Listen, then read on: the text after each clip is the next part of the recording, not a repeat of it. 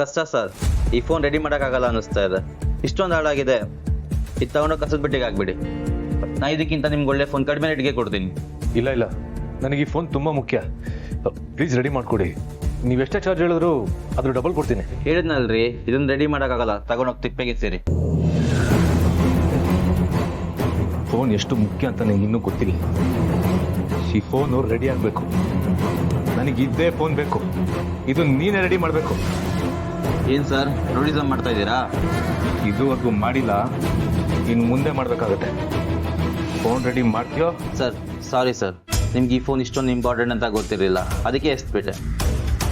ಆದರೆ ನಾನು ಸುಳ್ಳು ಹೇಳ್ತಾ ಇಲ್ಲ, ನನ್ನ ಹತ್ರ ಅಲ್ಲ, ಯಾರ್ದು ತಗೊಂಡೋದ್ರೂ ರೆಡಿ ಮಾಡೋಕ್ಕಾಗಲ್ಲ.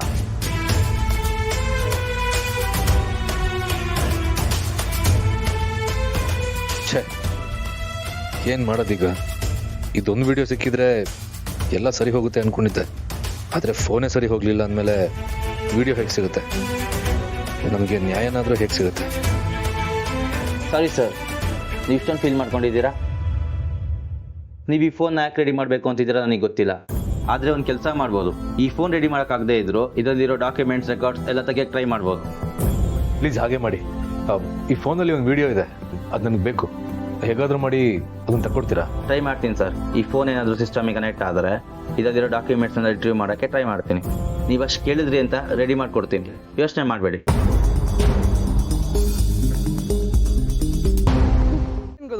ಲೊಕೇಶನ್ ಟ್ರ್ಯಾಕ್ ಆಯ್ತಾ? ಯಾವ ಲೊಕೇಶನ್ ಅಂತ ಗೊತ್ತಾಯ್ತಾ?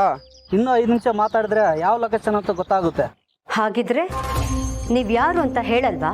ನೋಡಿ, ಈ ರೀತಿ ಸುತ್ತಿ ಬಳಸಿ ನನ್ನ ಜೊತೆ ಮಾತಾಡೋದ್ರಿಂದ ನಿಮಗೆ ಯಾವ ಪ್ರಯೋಜನನೂ ಇಲ್ಲ. ಯಾವ ಪ್ರಯೋಜನಕ್ಕೋಸ್ಕರನೂ ನಾನು ಮಾತಾಡ್ತಿಲ್ಲ ಶಾರ್ವರಿ. ನನ್ನ ಉದ್ದೇಶ ಹಲೋ ಹಲೋ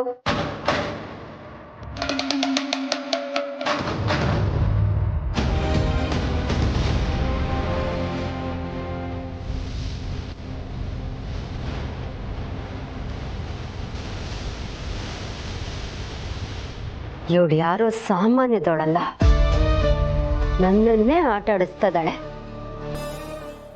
ನಾನು ಇವಳನ್ನ ಸುಮ್ಮನೆ ಬಿಡಲ್ಲ. ಏನಾಯ್ತು? ಲೊಕೇಶನ್ ಸಿಕ್ತಾ? ಫೋನ್ ಮಾಡಿದ್ ಯಾರು ಅಂತ ಗೊತ್ತಾಯ್ತಾ? ನಿಮ್ಮ ಜೊತೆ ಒಂದು 5 ನಿಮಿಷ ಮಾತಾಡಿದ್ರೆ ಆ ನಂಬರ್ ಟ್ರ್ಯಾಕ್ ಮಾಡ್ಬೋದು ಮೇಡಮ್. ಏನ್ ಹೇಳ್ತಾ ಇದೀಯ ನೀನು? ನಾನು ಇಷ್ಟೊತ್ತು ಮಾತಾಡಿದ್ದೀನಿ, ಸಾಕಾಗ್ಲಿಲ್ವಾ?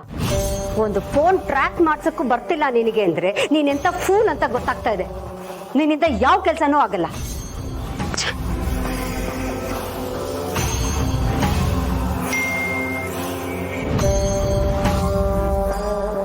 ಶಾರ್ವರಿ, ನಿನ್ನ ಜಾಣತನ ನನ್ನ ಹತ್ರ ಇಟ್ಕೋಬೇಡ. ನನ್ನನ್ನ ಕಂಡು ಹಿಡಿಯೋದು ಅಷ್ಟು ಸುಲಭ ಅಲ್ಲ. ನೀನೊಬ್ಳೇ ಬುದ್ಧಿವಂತೆ ಅಂತ ತಿಳ್ಕೋಬೇಡ.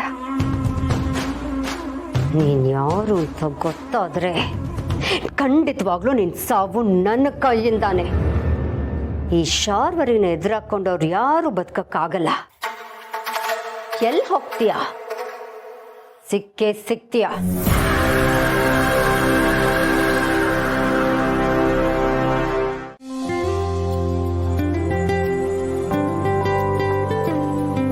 ನೀವು ಕೂತ್ಕೊಳ್ಳಿ, ನಾನೇ ಬಡಿಸ್ತೀನಿ.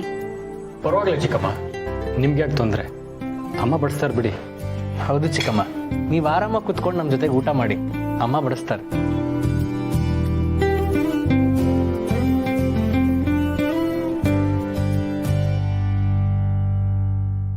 ಏನಿವಳು? ಏನೇ ಆದ್ರೂ ಇವಳು ಮುಖದಲ್ಲಿ ನಗು ಮಾತ್ರ ಕಮ್ಮಿ ಆಗ್ತಿಲ್ಲ. ಅದೆಂಥ ಪರಿಸ್ಥಿತಿ ಬಂದರೂ ನಗೋರ್ನ ಯಾವತ್ತೂ ಸೋಲ್ಸಕ್ಕಾಗಲ್ವಂತೆ.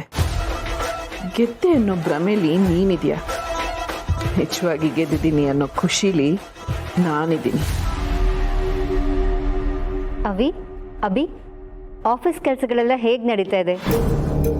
ನಿಮಗೆ ವರ್ಕ್ ಪ್ರೆಷರ್ ಜಾಸ್ತಿ ಆಗ್ತಾ ಇದ್ರೆ ನನಗೆ ಹೇಳಿ. ಬೇಕಿದ್ರೆ ಮತ್ತೆ ಅಕೌಂಟ್ಸ್ ಜವಾಬ್ದಾರಿನೆಲ್ಲ ನಾನೇ ನೋಡ್ಕೋತೀನಿ.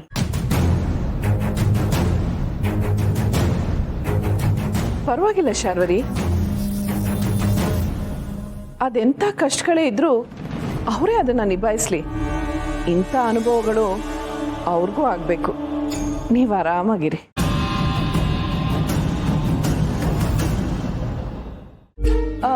ಮಹೇಶ್ವರೇ ಬನ್ನಿ ಕೂತ್ಕೊಳ್ಳಿ, ಊಟ ಬಡಿಸ್ತೀನಿ. ಬೇಡ ಅದಕ್ಕೆ, ನನಗೆ ಊಟ ಬೇಡ. ಬೇಡವಾ? ಯಾಕೋ? ಅಣ್ಣ ನನಗೆ ಸಾಕಾಗಿದೆ ಅಣ್ಣ, ನಾನು ಹೋಗಿ ಮಲ್ಕೋತೀನಿ. ನನಗೊಬ್ಬನಿಗೆ ಕೆಫೆ ಕೆಲಸಗಳು ನೋಡ್ಕೊಂಡು ಸಾಕಾಗಿದೆ. ಮಹೇಶ, ನಿನಗೊಬ್ಬನಿಗೆ ಕೆಫೆ ನೋಡ್ಕೊಳ್ಳೋದು ಕಷ್ಟ ಆಗುತ್ತೆ ಅಂದರೆ ನನಗೆ ಹೇಳ್ಬೇಕು ತಾನೆ. ನೀನು ಇಷ್ಟಪಟ್ಟು ಕೆಫೆ ನೋಡ್ಕೋತಿದ್ಯಾ ಅಂತ ನಾನು ಅಕೌಂಟ್ಸ್ ಕಡೆ ಗಮನ ಕೊಡ್ತಾ ಇದ್ದೆ. ಹೀಗೆ ನೀನು ಹಗಲು ರಾತ್ರಿ ದುಡಿತಾ ಇದ್ರೆ ಆಯಾಸ ಆಗದೆ ಇರುತ್ತಾ? ಸರಿ ಬಿಡು, ಯೋಚನೆ ಮಾಡಬೇಡ. ಇನ್ನು ಮುಂದೆ ನಾನು ಕೆಫೆ ಕೆಲಸಗಳನ್ನ ನೋಡ್ಕೋತೀನಿ, ನೀನು ಸ್ವಲ್ಪ ದಿನ ರೆಸ್ಟ್ ಮಾಡು. ಸರಿ ಅಣ್ಣ, ಅದ್ರ ಬಗ್ಗೆ ಆಮೇಲೆ ಯೋಚನೆ ಮಾಡಿದ್ರಾಯ್ತು. ನಾನು ಈಗ ಹೋಗಿ ರೆಸ್ಟ್ ಮಾಡ್ತೀನಿ. ಪಾಪ ಮಹೇಶ, ಅವನು ಹುಷಾರಾದ್ಮೇಲೆ ಒಂದು ದಿನನೂ ಬಿಡದೆ ಕೆಫೆ ಕೆಲಸನ ಅಚ್ಚುಕಟ್ಟಾಗಿ ನಿಭಾಯಿಸ್ತಾ ಇದ್ದಾನೆ. ನಾನು ಇನ್ಮೇಲೆ ಅವನಿಗೆ ಹೆಚ್ಚಿಗೆ ಸಹಾಯ ಮಾಡ್ತೀನಿ. ಅವನು ರೆಸ್ಟ್ ಮಾಡಲಿ.